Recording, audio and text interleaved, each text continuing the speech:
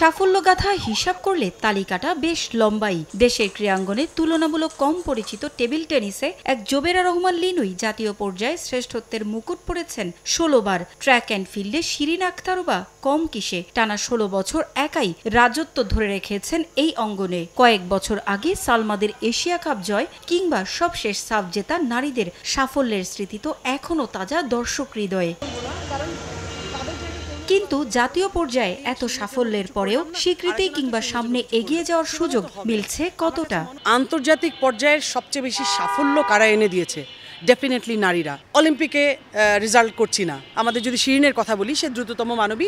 শিরিন কেন অলিম্পিকে যেতে পারছে না কিংবা গেলেও কেন এত ভালো করছে না? কিভাবে আপনি এশিয়ান লেভেলে রেজাল্ট চান? আপনি যদি এশিয়ান ফ্যাসিলিটিস না দিতে পারেন, আপনি একটা ভালো জিম দিতে পারবেন না, আপনি একটা ভালো ফুড দিতে পারবেন না, আপনি একটা নিউট্রিশনিস্ট রাখতে পারবেন না, ফিজিও রাখতে পারবেন না, টিমের সাথে শুধুমাত্র একটা কোচ দিয়ে পাঠিয়ে দিবেন, সব কিছুই তো আমাদের ঘাটতি। তো কেন আমরা তাদেরকে ধরে রাখতে কিভাবে পারবো? মাঠের ক্যারিয়ার শেষে একটা পর্যায়ে দায়িত্ব পালন করবেন সাংগঠনিকভাবে, এমনটাই প্রত্যাশা থাকে ক্রীড়াবিদদের। জাতীয় ক্রীড়া পরিষদের অধীনে ৫৫টি ফেডারেশন ও অ্যাসোসিয়েশনে ২৫% নারী থাকার কথা থাকলেও এক জুডো ফেডারেশনে সাধারণ সম্পাদক হিসেবে সাবেক জুডোকা কামরুন্নাহার হিরু ছাড়া আর কোনো ফেডারেশনেই নেই নারী নেতৃত্ব। আমি যখন খেলোয়াড় ছিলাম তখন আমি মনে করতাম যে আমি যখন খেলা ছেড়ে দিয়ে আমি যখন অর্গানাইজার হব, যাদের সাথে আমি অনেক যারা আমার সিনিয়র ছিল তাদের সাথে আমি যখন একসাথে কাজ করব তখন আমার খুব ভালো লাগবে।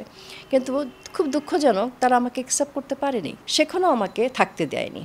৬টা মাসে আমাকে মানে যেমন করে হোক আমাকে ফেডারেশন থেকে বের করবে সে পায় তারা করেছে, এবং আমাকে তারা বের করে দিয়েছে ইলেকশনের মাধ্যমে। ৪২ অথবা ৪৩টা ফেডারেশন, সেখানে এখন এই মুহূর্তে মাত্র একজন মহিলা সেক্রেটারি আছে। খেলোয়াড় পরবর্তী জীবনে সে কী করবে সেটার একদম একটা মানে থাকবে যে এটা একটা পেশা।